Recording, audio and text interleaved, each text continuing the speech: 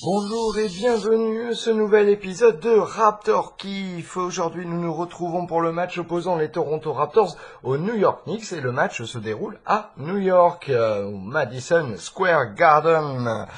Et nous sommes le dimanche 11 mars 2018 et heure française, il est 18h. Et oui, c'est un début de match assez tôt pour la France, ce qui est plutôt cool, ça m'évite de devoir rester éveillé toute la nuit.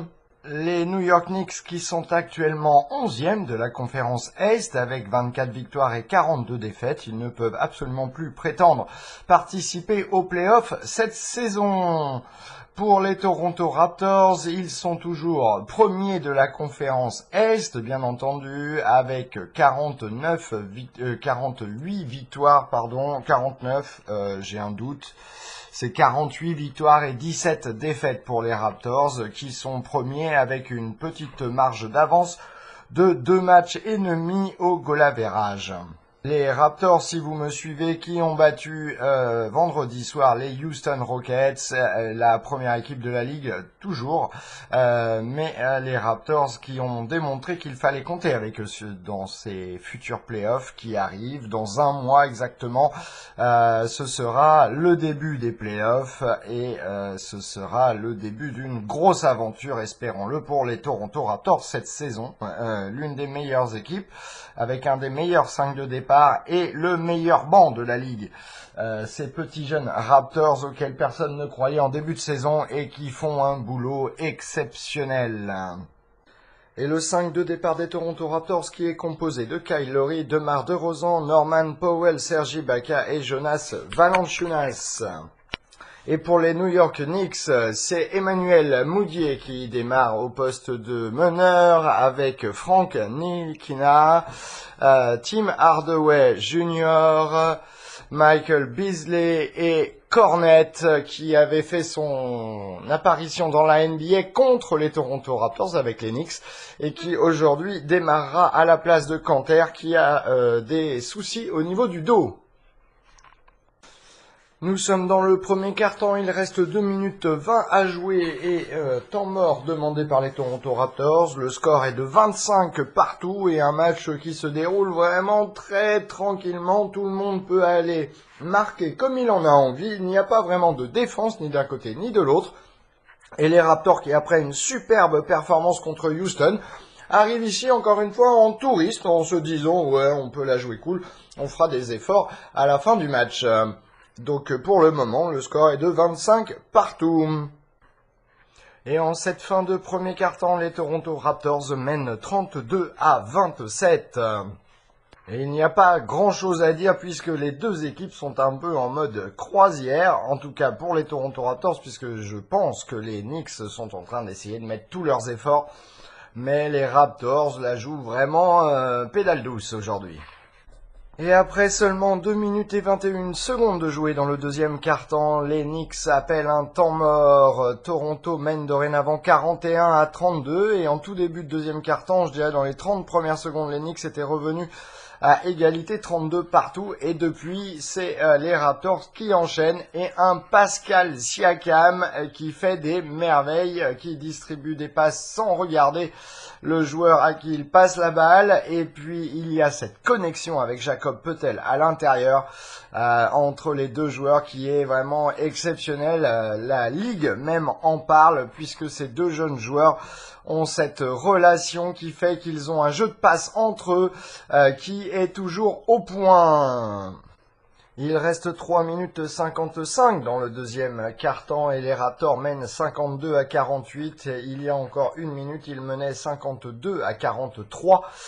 Mais New York a changé un petit peu l'équipe qui était sur les parquets et beaucoup plus de rapidité, beaucoup plus de mouvement pour New York lors de cette dernière minute-là qui vient de s'écouler. Et du coup, New York qui met un petit coup d'accélérateur pour revenir dans ce match, en tout cas dans ce deuxième quart-temps. Il reste dorénavant 2 minutes et 29 secondes dans le deuxième quart-temps et les Raptors mènent 55-48. Mais alors là, c'était depuis le dernier temps mort, donc il s'est vraiment passé quoi, 1 minute.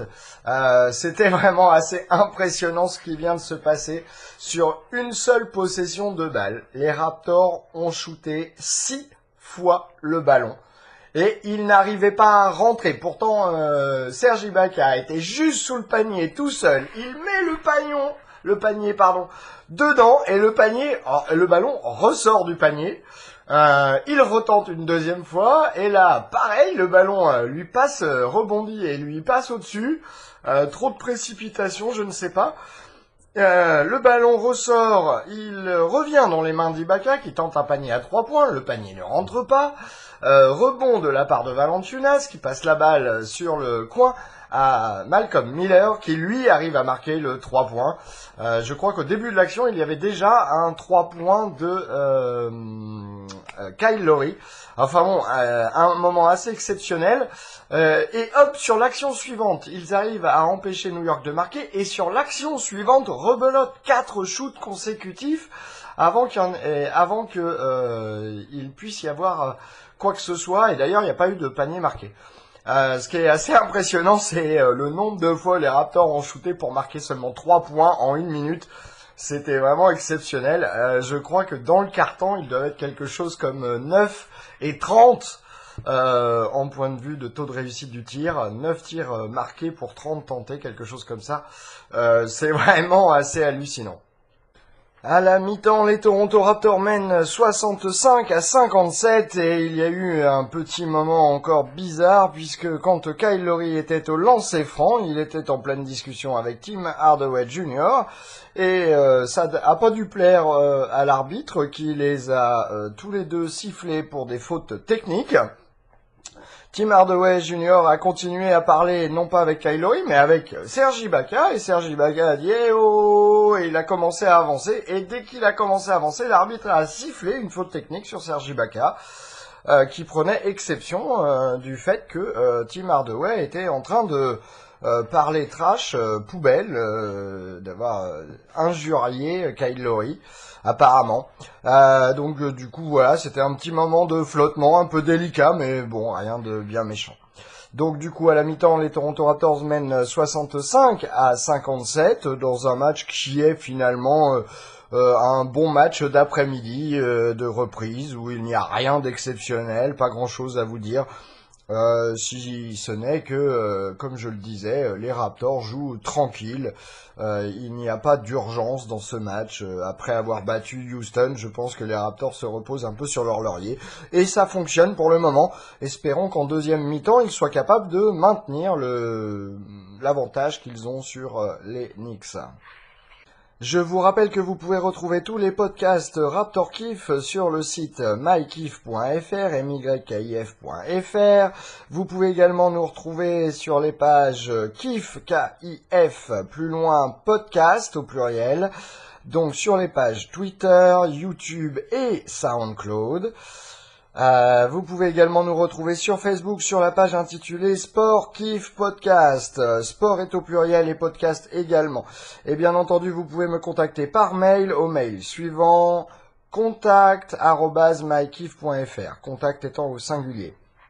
Troisième quart-temps et 5 minutes et 23 secondes jouées actuellement et les Raptors mènent 78-68. Franchement, si ce n'est Hardaway Jr. qui fait le boulot pour New York et un Cornet, le pilier qui démarrait aujourd'hui, qui est plutôt un bon joueur avec des belles mains en fait, enfin des belles mains dans le sens où un bon toucher de balle. Au niveau du tir, vraiment, il est assez impressionnant pour un... donc il fait 2m15. C'est vraiment impressionnant la façon dont il joue. Et à mon avis, l'année prochaine, quand Kristaps Porzingis va revenir, s'ils arrivent à aligner les deux joueurs ensemble sur le terrain, ça pourrait être dévastateur pour les autres équipes, car Cornet joue plutôt pas une mauvaise défense pour un jeune joueur, hein, c'est un tout jeune joueur puisqu'il a 21 ans je crois, Donc il ne joue pas une mauvaise défense, il sait protéger le panier, il est plutôt bon au rebond offensif et du coup lui et Porzingis pourraient être vraiment deux deux piliers intérieurs qui pourraient faire un carton pour les Knicks l'année prochaine. Il faudrait juste savoir quel système ils sont en train de jouer car franchement le système qu'ils jouent n'est pas très beau réellement à regarder. Il faut dire qu'ils n'ont pas vraiment un talent extraordinaire sur le terrain, mais tout de même, c'est vraiment un bon prospect pour les Knicks. Et 1 minute 30 plus tard, New York appelle un temps mort puisque Kyle Lowry est en train de sonner la charge. Il vient de marquer 9 points à lui tout seul d'affilée et les Raptors mènent dorénavant 87-71. Il reste 5 minutes et 18 secondes dans ce troisième quart-temps. Et à la fin du troisième quart-temps, les Raptors sont devant 102-86. Oui, vous entendez bien, à la fin du troisième quart-temps, les Raptors ont déjà marqué 102 points. Ce qui promet. Mais un très bon troisième quart-temps de la part des Raptors et sous l'impulsion d'un Kyle Lowry très en forme. Pas forcément au niveau des points marqués, mais au niveau de la façon dont il impulse une énergie à l'équipe. Et aussi bien soutenu par un Pascal Siakam par exemple, ou un Jonas Valanciunas à l'intérieur, ou un Jacob Poeltl. Franchement, une équipe dans son ensemble, qui fait un super boulot. Et dans son ensemble, c'est tous les joueurs, même un Malcolm Miller qui est rentré que quelques minutes dans la première mi-temps, qui a fait un très bon boulot. Bref, pour revenir à ce troisième quart-temps, les Raptors ont enfin appuyé sur le champignon, ont enfin passé la deuxième vitesse, et du coup ça leur donne 16 points d'avance sur New York à la fin de ce troisième quart-temps. Il reste 5 minutes et 21 secondes dans le quatrième quart-temps et les Toronto Raptors mènent 122-98 alors que nous sommes un tout petit peu plus que la moitié du quatrième quart-temps. Dans ce quart-temps, je voulais dire, les Raptors ont tout de même déjà marqué 20 points et mènent de 24. Le banc du coup des Raptors qui fait un superbe boulot et qui s'éclate. On peut pas dire les choses autrement. Ils sont en train de s'amuser sur le terrain avec des passes un peu de folie. Siakam vient de faire une passe par la planche pour Jacob Poeltl qui a été mettre du coup un dunk. C'est vraiment, ils sont en train de s'amuser et ça se voit. Il y a de la joie sur le terrain pour les Raptors. Il y a de l'intensité aussi. Il y a de la créativité. Et c'est vraiment, ça fait plaisir à voir. C'est pas un match non plus dont on se souviendra et qui restera dans les annales, mais ça fait plaisir de voir la joie des Raptors sur le terrain et entre eux surtout. Et sur le terrain, un petit nouveau pour les Toronto Raptors qui s'appelle Nigel Hayes, Hayes, qui a été signé sur un contrat de 10 jours et qui vient rentrer sur le terrain et qui vient de marquer coup sur coup 2 paniers à 3 points et le banc des Raptors, donc constitué de, je dirais, l'équipe habituelle, puisque là, il y a Nigel Hayes sur le terrain, il y a Norman Powell, il y a Delon White, il y a Bébé, c'est-à-dire Lucas Noriega, et je ne sais plus qui d'autre, mais tout le reste de l'équipe sur le banc est en train de tirer des flèches. Donc le mouvement, vous savez, de l'athlète jamaïcain, là, j'ai plus son nom, Usain Bolt. Et donc ils font tous ce mouvement là pour dire à quel point ils sont heureux. C'est vrai que là, les Raptors mènent 128-100 contre New York. Il reste encore 3 minutes et 17 secondes à jouer dans ce quatrième quart-temps. Et voilà, c'est juste une joie de voir ces Raptors s'éclater comme ça sur le terrain. Et du coup, le dernier des 5 joueurs dont je cherchais le nom tout à l'heure est Malcolm Miller, le dernier des 5 sur le terrain. Et donc, comme le dit le commentateur américain, il s'agit en fait en ce moment sur les parquets et depuis presque le milieu du quatrième quart-temps d'un match de G-League, puisque la plupart des joueurs sont des anciens joueurs de G-League. Malcolm Miller, Nigel Hayes, Bébé... Qui c'est qu'il y a d'autres? Norman Powell et Delon Wright ont tous joué pour l'équipe des Raptors 905. Et de l'autre côté, je pourrais pas vous citer tous les joueurs de New York, mais il y en a un paquet aussi qui sont des joueurs qui ont joué en G-League. Et voilà, c'est la fin du match et les Toronto Raptors l'emportent 132 à 106. Huitième victoire d'affilée pour Toronto. De suite, passons à la feuille de match avec un Norman Powell qui a joué 21 minutes, 7 points, rebond, une passe décisive. Il a été 3 sur 7 au tir, dont 1 sur 4, 3 points, aucun lancer franc, aucun rebond offensif, 2 turnovers, 2 fautes sifflées. Il a été plus 4 dans ce match. Serge Ibaka a joué 24 minutes, 14 points, 7 rebonds, une passe décisive, 1 contre, 5 sur 14 au tir, 2 sur 5 à 3 points, 2 sur 2 au lancer franc, 4 rebonds offensifs, 2 turnovers, une faute, et il a été plus 1. Jonas Valanciunas a joué 22 minutes, 17 points, 9 rebonds, 2 passes décisives, 4 sur 6 au tir, aucun 3 points, 9 sur 10 au lancer franc. Je m'étais pas rendu compte qu'il était allé 10 fois au lancer franc. 2 rebonds offensifs, 1 turnover et 2 fautes sifflées. Il a été plus 1. DeMar DeRozan, 28 minutes, 9 points seulement, 4 rebonds, 5 passes décisives, 4 sur 16 au tir, dont 0 sur 3 à 3 points, 1 sur 2 au lancer franc, 2 rebonds offensifs, 1 turnover, 2 fautes commises. Il a quand même été plus 14. Kyle Lowry a joué 27 minutes, 16 points, 4 rebonds, 7 passes décisives, 2 ballons volés, 3 sur 8 au tir, dont 2 sur 7 à 3 points, 8 sur 8 au lancer franc. Il n'a pas eu de rebond offensif, 1 turnover, 2 fautes sifflées et plus 8. CJ Miles, 18 minutes, 13 points, 4 rebonds, 1 passe décisive, 1 contre, 5 sur 8 au tir, dont 3 sur 6 à 3 points. Il n'a pas eu et aucun turnover, aucun lancer franc, aucun rebond offensif, 3 fautes sifflées. Il a été plus 19 dans ce match. Et Jakob Poeltl qui a joué 20 minutes, 10 points, 8 rebonds, 3 passes décisives, 5 sur 8 au tir, et donc 3 rebonds offensifs, 1 turnover, une faute sifflée, plus 23.